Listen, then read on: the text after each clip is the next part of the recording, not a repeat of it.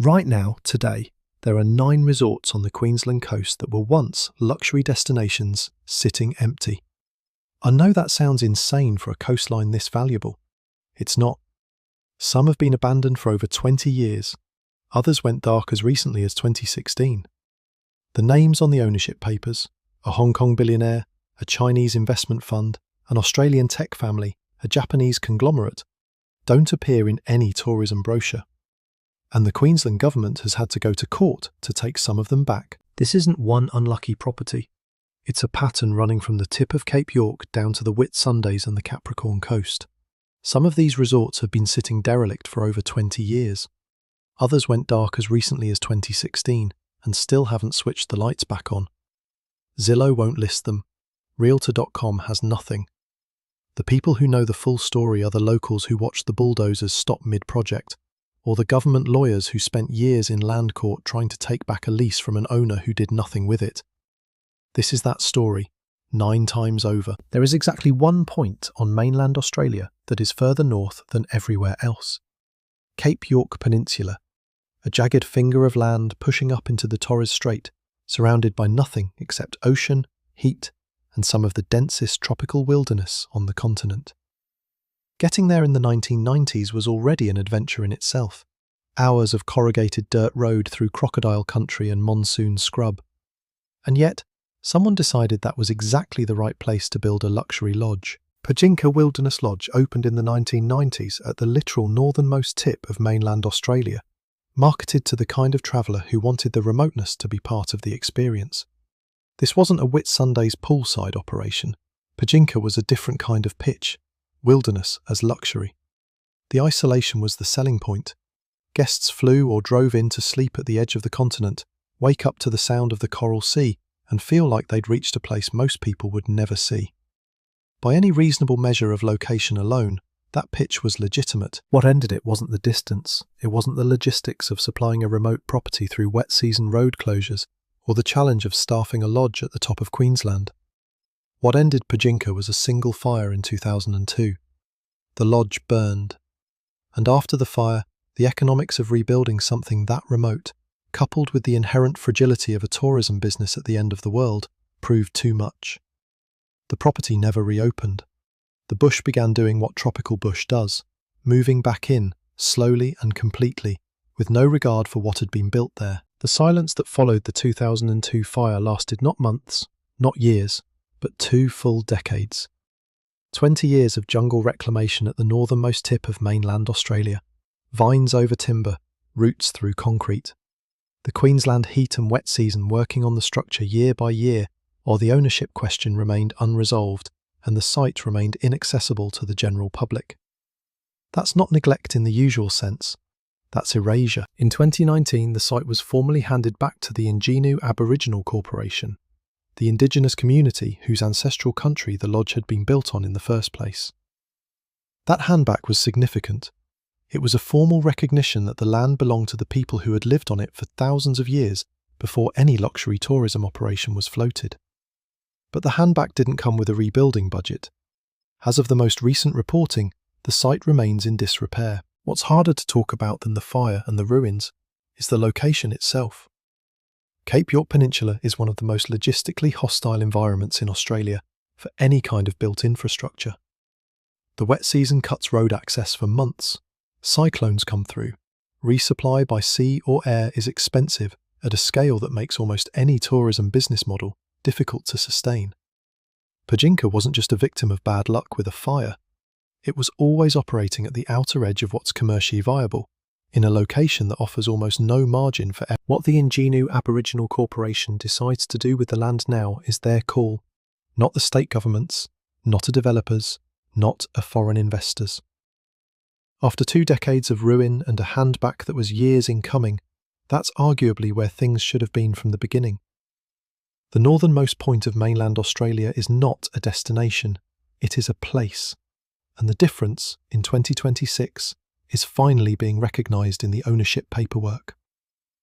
The lodge at the tip of the continent closed in 2002, handed back to its rightful country in 2019, and is still slowly dissolving back into the Cape York landscape. Everything that came after is the story of what Queensland's island and coastal resorts were built on, and what happens when the financial logic runs out before the lease does. In 1992, someone convinced the financial world that the Whitsundays needed another luxury resort. Not just any resort, a marina resort with a Greg Norman-designed 18-hole golf course. Greg Norman, the Shark, one of the most recognisable names in international golf. If you wanted to signal that a resort was playing at the top tier of tropical luxury, putting Norman's signature on the fairways was about as loud a statement as you could make. Laguna Keys Resort opened that year on the southern fringe of the Whitsundays, complete with the marina, the Norman course, and everything that was supposed to make it a 5-star destination for golfers and tropical luxury seekers who wanted something different from the standard Reef Island package. The pitch was coherent, the location was real, the infrastructure was built, and then, 3 years later, it was over. By 1995, Laguna Keys was bankrupt. 3 years from grand opening to insolvency. The golf course, the marina, the boat ramp, all of it went into the kind of administrative limbo that follows a high-profile tropical resort collapse. The Whitsundays didn't lack for tourism demand in the mid-1990s. The problem was scale and timing. A resort that had been built to a cost structure that the actual visitor numbers couldn't support, carrying the overhead of a signature golf course in a location that was spectacular but not quite accessible enough to guarantee the volume of guests required to keep it alive. What makes the Laguna Keys story different from a standard bankruptcy and closure is what came after. The site sat. It sat through the late 1990s and through the 2000s. And then, in 2013, a Chinese-listed company called Full Share Holdings Group acquired the property. That acquisition generated real interest at the time. Chinese investment in Australian tourism real estate was a significant story in that period, and a Whitsundays resort site, even a derelict one, had obvious appeal on paper for a buyer looking at long-term development value. But Full Share didn't reopen Laguna Keys. Recent reporting through 2021 and 2023 documents the main building, marina and boat ramp as abandoned or heavily damaged. The Greg Norman course, the single most expensive piece of infrastructure on the site, the calling card that was supposed to justify the whole concept, has been reclaimed by coastal vegetation. You don't walk 18 holes on that course anymore. You walk through whatever Queensland subtropical scrub has decided to grow there instead. Locals who knew the resort in its brief operational window describe it as a property that had the bones of something commercially attractive. The marina setting was real. The course layout, whatever its current condition, was designed by someone who understood golf at an elite level. What it didn't have was the time to build the reputation that would have sustained it. 3 years isn't long enough to establish a luxury resort as a destination. Word of mouth takes longer than that. Repeat visitors take longer than that. Today, in 2026, Laguna Keys has been abandoned for longer than 30 years. More than 10 times the length of time it actually operated as a resort. Full Share Holdings Group holds the title. The Queensland Government has, at various points, expressed interest in seeing the site redeveloped, but a Chinese-listed company with a derelict Whitsundays marina property on its books, and no apparent pressure to act, is under no particular obligation to move quickly, and so it doesn't. A Greg Norman golf course that lasted 3 years, a marina that hasn't seen a proper vessel berthing in 3 decades, and a Chinese conglomerate sitting on the title with no announced timeline for anything. The Whitsundays kept moving. Laguna Keys did not. Hinchinbrook Island sits between the Queensland coast and the Coral Sea, about halfway between Townsville and Cairns. It is a national park island, wild, with mountain peaks that disappear into cloud, mangrove systems, and rainforest that runs straight down to the beach. It is, by any objective standard, one of the most extraordinary pieces of coastal geography in Australia. It is also the place where Cape Richards Resort was built, a property that experienced, in sequence, a global financial crisis, a fire, a cyclone, and a vandalism problem, before ending up as a government liability nobody wanted to pay to clean up. Cape Richards was marketed as a wilderness lodge destination, the kind of property where the surrounding national park was part of the value proposition. Guests didn't come to Hinchinbrook for a pool, they came for the island itself, for the Thorsbourne Trail, for the sense that they were staying somewhere off the grid. The resort operated under a lease originally associated with developer Keith Williams and subsequently transferred through a consortium of subsequent owners before things fell apart. The closure came in 2010, in the wake of the global financial crisis. The GFC hit Queensland tourism infrastructure hard, particularly the island resort sector where operating costs are high, access is limited, and visitor numbers are sensitive to economic confidence. Cape Richards was not the only island property that went dark in that period, but what happened next to Cape Richards was a sequence of disasters that went well beyond the economic. After the 2010 closure, fire came through the site, then a cyclone, then vandalism as the property sat unattended on an island with no permanent population and no active management. Each event compounded the damage from the last. A resort that had been closed for financial reasons became a resort that was structurally compromised, then a resort that was partially destroyed, then a resort that had become a clean-up problem. The cost of demolition and remediation on a national park island, where environmental standards for waste removal are strict and where barge access limits what heavy equipment you can bring in, is not trivial.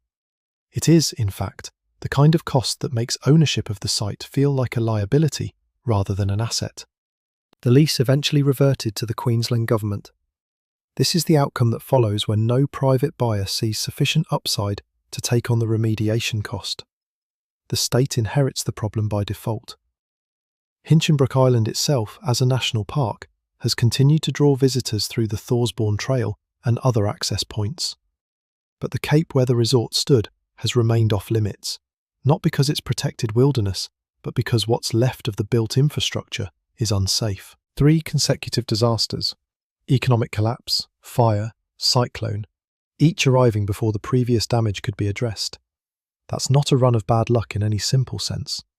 It's a demonstration of what happens when a tourism property in a high-risk natural environment is operating without the financial reserves to absorb a single major event, let alone 3. The wilderness that made Cape Richards attractive as a resort setting is also the wilderness that finished it. Hinchinbrook doesn't apologise for the weather. The rainforest doesn't stop growing because there's a building in the way. The Queensland government holds the title now. What it does with a fire-damaged, cyclone-hit, vandalised former resort on a national park island is a question that 2026 has not yet fully answered. 3 resorts down, all closed, all reclaimed in different ways. But here's something the first 3 entries don't show you. The next property was sold for 16.5 million Australians to a private buyer, and then shut down 2 years later. And the person who eventually tried to revive it, with every resource imaginable, walked away too. If you think money solves this, keep watching. Great Keppel Island was, for a long time, one of the more accessible reef island experiences on Queensland's Capricorn coast. Not the most remote, not the most exclusive, but a working tropical island with beach access, clear water, and a resort that drew consistent visitor numbers for decades. It was the kind of property that worked because it had a market. Travellers who wanted the reef island experience without the complexity and expense of the outer Whitsundays. In 2006, Tower Holdings acquired the resort for 16.5 million Australian dollars. That price point, for a functioning island resort on Queensland's Capricorn coast, wasn't outrageous for the time. The plan, presumably, was to develop the asset and benefit from the tourism market. 2 years later, in 2008, as the global financial crisis began reshaping every financial calculation in the Australian economy, Tower Holdings shut the resort. The island went quiet. What followed over the next 15+ years is a story of redevelopment plans that collapsed one after another. Multiple proposals came and went. Investor groups announced intentions. Approval processes ground through state government channels. Nothing opened. The resort buildings that had been operating in 2006 continued to deteriorate through the heat and humidity of the Capricorn coast, accumulating cyclone damage and the general entropy that Queensland's climate inflicts on unoccupied structures. The most high-profile chapter in the Great Keppel story came with Gina Rinehart. Australia's wealthiest person, by a significant margin, looked at Great Keppel Island and saw a redevelopment opportunity. The resources and the profile that Rinehart brings to any project are not small. If there is anyone in Australia who could absorb the cost of rehabilitating an island resort and push a project through the approvals and financing challenges that had stopped everyone else, Reinhardt would be on a very short list of candidates. She walked away in 2022. The redevelopment plan was abandoned. There has been no detailed public explanation of exactly which factor proved fatal to the project, whether it was financing, approvals, construction costs, the economics of island resort operations in a post-COVID market, or some combination. What is documented is the outcome. Even a project backed by the resources associated with Australia's wealthiest person couldn't make Great Keppel work. That is a remarkable statement about the structural challenges facing Queensland island resort redevelopment, and it's worth sitting with. I know that sounds insane, that Gina Reinhardt couldn't make this work. It's not insane. It's what happened. Queensland island resort development isn't just a capital problem. It's a regulatory problem, a logistics problem, an environmental compliance problem, and a market risk problem, all at once, in a physical location that doesn't forgive mistakes. The fact that sufficient capital alone doesn't solve it is exactly the point. In 2023, the Queensland government cancelled the old resort leases over unpaid fees. That cancellation put the island effectively back under government control, the same endpoint that Cape Richards reached, and for similar reasons. The private market looked at Great Keppel for 17 years and produced nothing operational. The state reclaimed the lease as the financial and legal mechanism of last resort. What happens next on Great Keppel Island is now, again, a question for the Queensland government.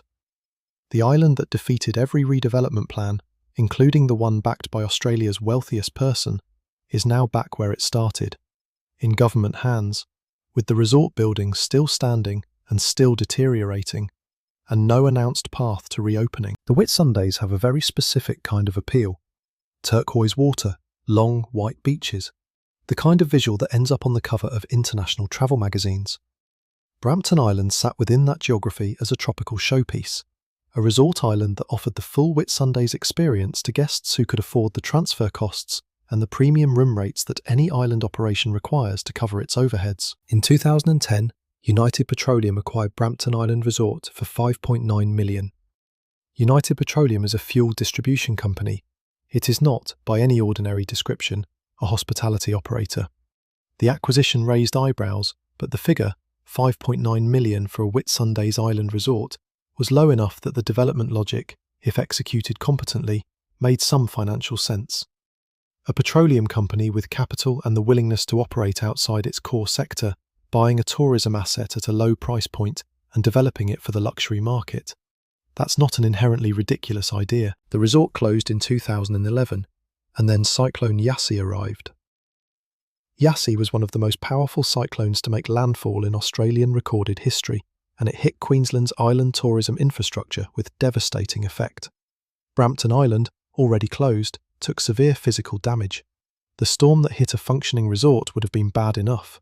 The storm that hit an already closed resort with no active management and no immediate restoration plan turned structural damage into comprehensive destruction. The 2015 development proposal to rebuild Brampton as a 7-star resort, 7-star, not 5, was approved on paper. 7-star is a designation that barely exists at a global level. It implies the kind of experience associated with properties like the Burj Al Arab. The proposal suggested that the site's new owners had an ambitious vision for what Brampton could become. The approvals process said yes. Construction never began. The site remains owned by the United Petroleum Development Entity. Recent government reporting through 2024 and 2025 includes Brampton Island in discussions about cracking down on stalled island development projects, properties where leases are held, intentions have been stated, and nothing has been built. A petroleum company holding a Whitsundays Island with a cyclone-damaged resort, a 7-star approval sitting unused, and no active construction timeline is a recurring character in Queensland's island abandonment story. But it's also a story about the gap between what gets approved and what actually gets built. Here's what changed on Brampton after Yassi. Cyclone Yassi didn't just damage the buildings, it changed the risk calculus for any investor looking at island resort development in the Whitsundays. If you build a resort on an island in a cyclone corridor, and the Whitsundays is demonstrably in a cyclone corridor, you are building something that can be significantly damaged or destroyed by a single weather event. Ensuring that risk to a level that makes the business model viable is expensive. The combination of construction cost, operating cost, insurance premium, and the inherent vulnerability of the physical location narrows the viable price point for guests and the viable return for investors into a corridor that very few projects can actually navigate. United Petroleum bought a tropical resort, watched a cyclone finish it within a year of acquisition, got a 7-star rebuild approved, and has not broken ground. In 2026, the Whitsundays are still there. Brampton Island is still there. The approval is still on paper. The resort is still derelict. 5 properties. Different owners, different disasters, different decades. But the next one adds something none of the previous 5 had: a deliberate bombing. In 1980, someone tried to blow this resort up, and it survived, ran for decades, then quietly shut in 2016 without a single dramatic event to point to. The question of who switched the lights off and why they haven't come back on is the one nobody in Queensland has been able to fully answer. The Capricorn Coast sits southeast of the Whitsundays, anchored by the town of Yeppoon, a working coastal community that has never fully shed the Queensland cattle country character of the hinterland behind it. Against that backdrop, the Capricorn Resort was, in its heyday, a statement. Marketed as one of Australia's most luxurious resorts, it represented a scale of investment and ambition that was striking for its location. This wasn't a resort built near an existing luxury destination. It was built to create one. The resort was owned by Iwasaki Sangyo Australia, the Australian arm of a Japanese business empire, the Iwasaki family, whose investment in the Capricorn Coast was substantial and long-running. Japanese investment in Australian real estate was significant from the 1970s through the 1990s, and the Capricorn Resort represented one of the more visible examples of that investment translated into physical infrastructure. A large-scale resort, luxury facilities, positioned to draw both domestic and international visitors to a stretch of coast that, without the resort, would not have been on many international itineraries. In 1980, the resort was bombed. Let that sit for a moment. In 1980, someone detonated an explosive device at the Capricorn Resort, a Japanese-owned luxury property on the Queensland coast, in what was a deliberate act of violence that stunned the country. The bombing did not destroy the resort. It did not end the Iwasaki family's investment. The resort was repaired, operations continued, and the property went on to run for decades more, through the 1980s, through the 1990s, through the 2000s, into the 2010s. A bombing that was dramatic enough to make national headlines became, in retrospect, a footnote in a much longer story. In August 2016, accommodation operations at the Capricorn Resort were suspended. The stated reason was redevelopment, a familiar framing in the Queensland island and coastal resort sector. Properties don't close, they pause for improvement. They don't go dark, they pause for redevelopment. The language of temporary suspension is the standard institutional response in these situations, and it very often turns out to be inaccurate. At Capricorn Resort, it turned out to be inaccurate. The redevelopment never materialised. Iwasaki family ownership was still being reported as of 2019, and the site's abandoned condition has been documented through 2024. Repeated revival plans were announced and subsequently abandoned. The resort that survived a 1980 bombing ran for decades under Japanese ownership and suspended for redevelopment in 2016 has never woken back up. The Capricorn Coast can see the buildings from the road. The locals know exactly what's in there and exactly what it used to be. There's something particular about a closure that happens without a dramatic catalyst. Pajinka burned. Laguna Keys went bankrupt. Cape Richards got hit by fire and cyclone. Great Keppel and Brampton were flattened by the GFC and DRC. Capricorn Resort Yeppoon just stopped. Accommodation suspended. Redevelopment pending. And then 9 years of nothing, with ownership still vested in the same Japanese family that rebuilt it after a bombing 46 years ago. The drawn-out ambiguity of a property that hasn't been formally abandoned, but hasn't been reopened, is a specific kind of limbo that the Queensland resort story keeps returning to. What the buildings can't tell you from the road is the broader Capricorn Coast economy. Yeppoon and Rockhampton form a regional hub that has economic weight of its own. Mining, agriculture, regional services. But that economic base doesn't automatically translate into the high-end tourism demand that a luxury resort of this scale requires. A resort that was marketed as one of Australia's most luxurious needs a visitor volume and a spend per head that the immediate regional market alone cannot sustain. It needs fly-in visitors with international or East Coast urban money to spend. When the resort operations stopped in 2016, that visitor flow stopped with it.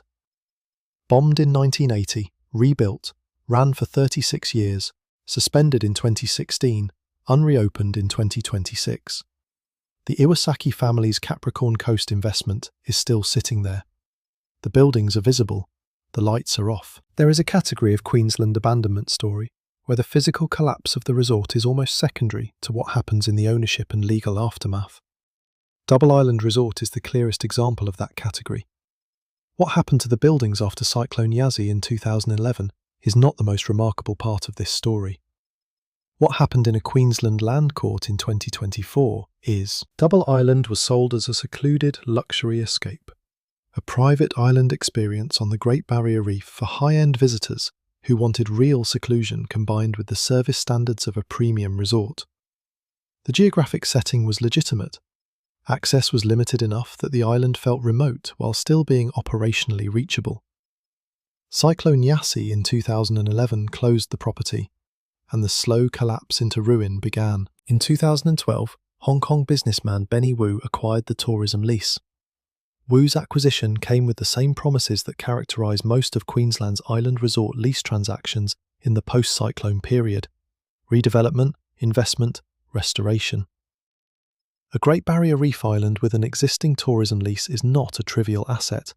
The location alone, reef water, island setting, existing lease entitlements, has value that a committed developer with the right financing structure could theoretically unlock. 12 years passed. The commitment did not arrive. The redevelopment did not arrive. What arrived instead, in 2024, was a Queensland Land Court ruling that opened the door to stripping the lease from Benny Wu's holding entity. After more than a decade of dereliction, 12 years of a reef island tourism lease sitting idle, while the resort buildings deteriorated and the site generated no visitor activity and no revenue, the state moved legally to recover what the private leaseholder had not used. The Queensland government has now resumed control of Double Island. That outcome required a court process.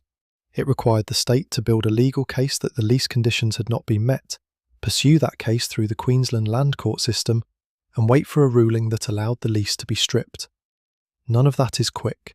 None of it is cheap from an administrative and legal standpoint, and the fact that it took a court ruling to recover a Great Barrier Reef island lease that had been functionally dormant for 12 years tells you something about how difficult the Queensland government finds it to intervene in these situations. Ask anyone who has followed Queensland's island tourism policy, and they will tell you that the gap between what lease conditions say and what actually gets enforced has historically been wide.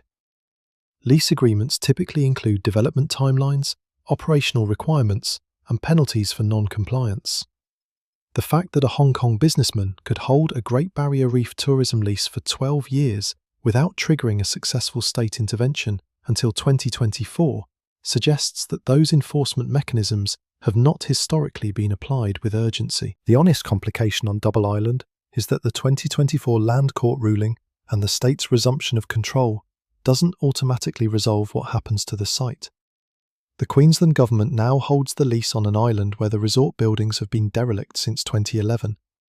The infrastructure has had 15 years of tropical climate deterioration, storm damage, and zero maintenance. Getting the island back into operation, at any standard, let alone the luxury standard it was marketed at in its heyday, requires a new leaseholder, a new development plan, construction financing, and approvals. The legal victory is not the same as a reopening. It's the precondition for one, in a system that has repeatedly demonstrated the distance between a precondition and an outcome. A Hong Kong billionaire sat on a Great Barrier Reef luxury island for 12 years. The state had to go to court to take it back. Double Island is now back in Queensland government hands, and the question of what comes next is 2026's problem, not 2024's. 7 down, 2 to go. And this is where the scale changes.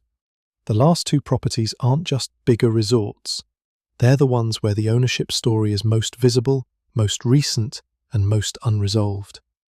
One is a 188-room island with a jetty too broken to land on. The other was sold for 24 million Australian dollars in 2022. Neither one has reopened. Both of them should make you ask why. The Whitsundays has lost more resort infrastructure to cyclones and financial collapse than any other stretch of Queensland coastline, and South Molly Island sits near the centre of that story. Not the most famous of the Whitsundays Islands, not the one that international travellers request by name, but a full-scale resort island, 188 rooms, multiple swimming pools, a golf course, the standard infrastructure of a self-contained island holiday experience that was, in its operational period, exactly what the Whitsundays resort sector was built around. Cyclone damage in 2017 closed the resort.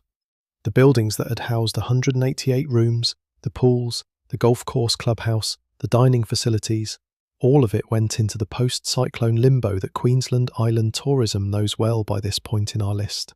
What is different about South Mole is the combination of ownership identity and a very specific physical obstruction that has compounded every difficulty the site has faced since the 2017 closure. China Capital Investment Group, CCIG, holds ownership of South Molly Island Resort. CCIG is a Chinese investment entity that has held the South Molly title through the years since the 2017 cyclone damage. The Chinese-owned Queensland Island Resort story is not unique to South Molly. Laguna Keys went to Full Share Holdings Group. Double Island went to a Hong Kong businessman. Foreign acquisition of Queensland Island resort properties, particularly from Chinese investors, has been a documented pattern in the years following the global financial crisis, when distressed island assets were available at prices that international buyers with development intentions found attractive. The development that was promised has, in most cases, not arrived. The specific physical obstruction at South Mole is the jetty. The island's jetty, the structure that allows vessels to dock and offload passengers, supplies and construction materials, was damaged and has restricted island access for years. This matters more than it might initially appear. An island resort without a functioning jetty is not just inconvenient, it is operationally isolated in a way that makes almost every aspect of redevelopment harder and more expensive. You cannot easily move construction workers on and off the island. You cannot deliver building materials at scale. You cannot conduct the regular supply runs that a construction project requires. In 2025 and 2026, South Molly Island Resort has appeared in commercial real estate listings as a luxury beachfront resort development opportunity. The marketing language is optimistic. The photographs, in many cases, are selective.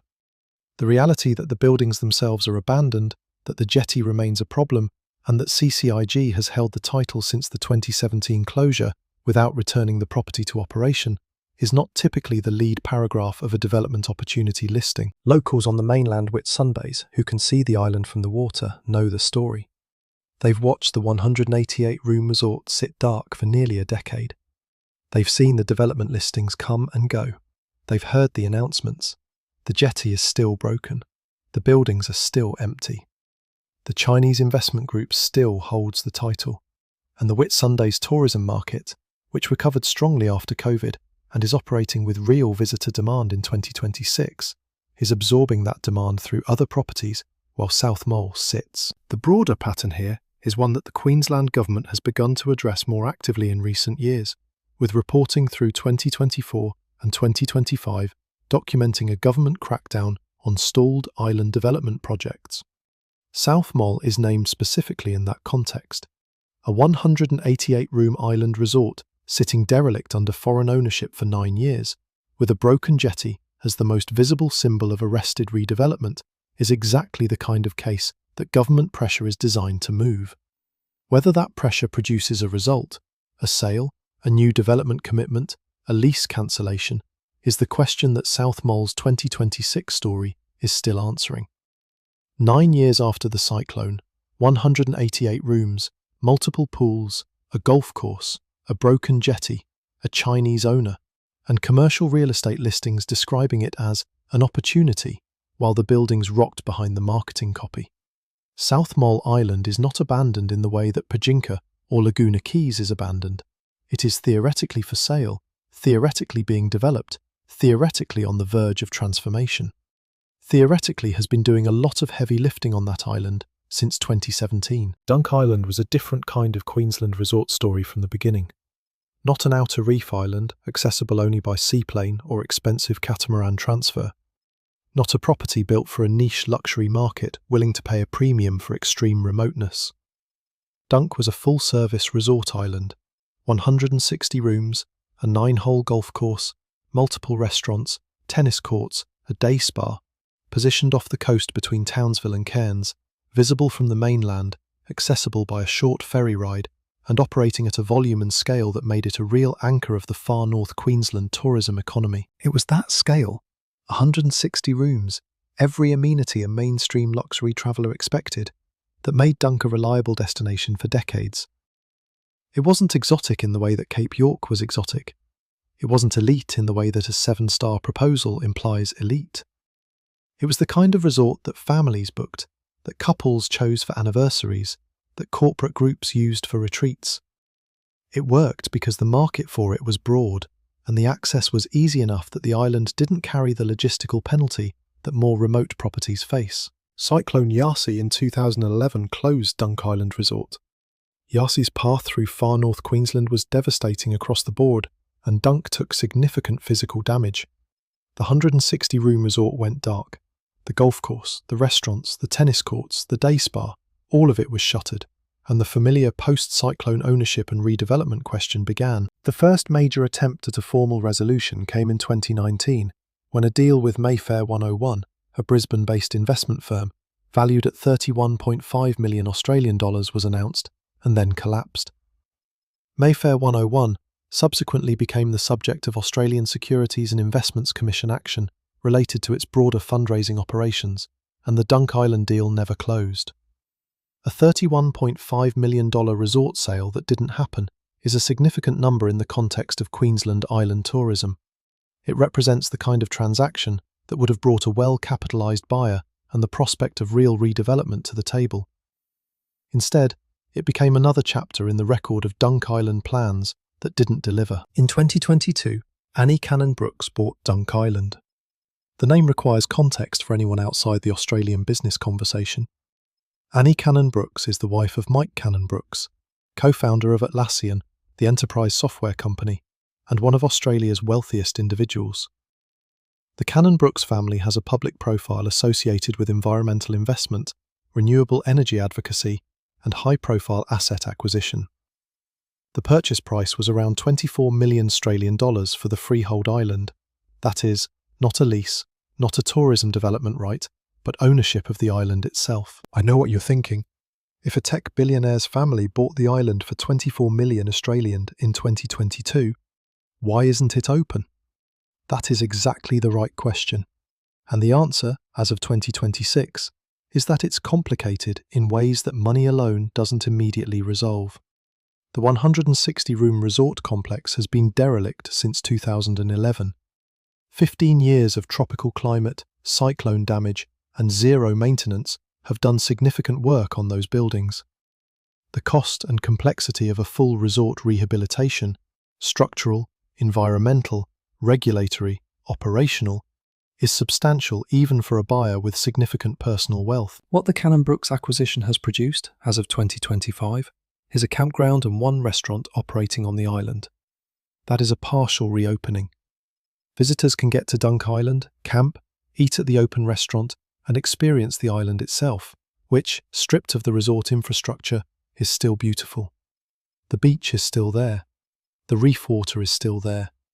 The island's fundamental geography has not been affected by 15 years of resort dereliction, but the 160-room resort building itself remains outside hotel operation. A campground and one restaurant is not a 160-room reef resort with a golf course, multiple restaurants, tennis courts, and a day spa. It is a campground and one restaurant. The gap between what Dunk Island was in 2010 and what it is in 2026, even under new, well-resourced ownership, represents the scale of what Queensland's cyclone damage and extended dereliction actually does to a resort property. This is not a property that a few months of renovation can restore. It is a project measured in years and in a level of investment that has not yet been publicly committed to at the specific scale required. The Cannon Brooks environmental and sustainability profile adds a dimension to the Dunk Island question that wasn't present in previous ownership situations. There is real public interest in what a family with that background and those stated values does with a reef island. The campground model, low infrastructure, lower environmental footprint access to the island, is consistent with a philosophy that prioritizes access over luxury development. But the 160-room resort complex sitting empty behind the campground is a physical fact that the philosophy doesn't yet resolve. It is there, it is deteriorating, and the decision about what to do with it, rehabilitate at full hotel scale, partially convert, or demolish and remediate, has not been announced. The Dunk Island story is the most recent of the 9 properties on this list, and it is the one with the most visible and most discussed current ownership. A tech billionaire's wife bought the island, a campground opened, 1 restaurant serves visitors, the 160-room resort is still derelict, the golf course is overgrown, the day spa is closed, the tennis courts are unused, and 24 million Australian dollars, the price paid for freehold ownership of the island in 2022, has so far produced a campground and a restaurant on what was once one of far north Queensland's most functional and widely visited resort islands. There's one factor the $1 million price tag doesn't fix. Dunk Island sits in one of the most cyclone-exposed stretches of the Queensland coast. The same geography that makes it accessible, close to the mainland in the Coral Sea's northern reaches, puts it in the direct path of weather systems that have already closed it once and could do so again. Any serious redevelopment of the 160-room resort complex has to be built to a cyclone-resilient standard that adds cost to every structural decision. Insurance for a reef island luxury resort in this zone in 2026 is priced accordingly. The economics that made Dunk work as a mainstream resort island in the 2000s are not the economics of 2026, and the new owner knows that better than anyone else looking at the balance sheet. Dunk Island was sold for 24 million Australians in 2022. A campground runs, 1 restaurant is open. The 160-room resort behind it is still closed, still deteriorating, still waiting for the decision that Annie Cannon Brooks and her team have not yet publicly made. It is the most recent abandonment on this list, and arguably the most watched. Because when a tech billionaire's family buys a reef island and opens a campground while the hotel rots, the question isn't whether they have the money to fix it, it's whether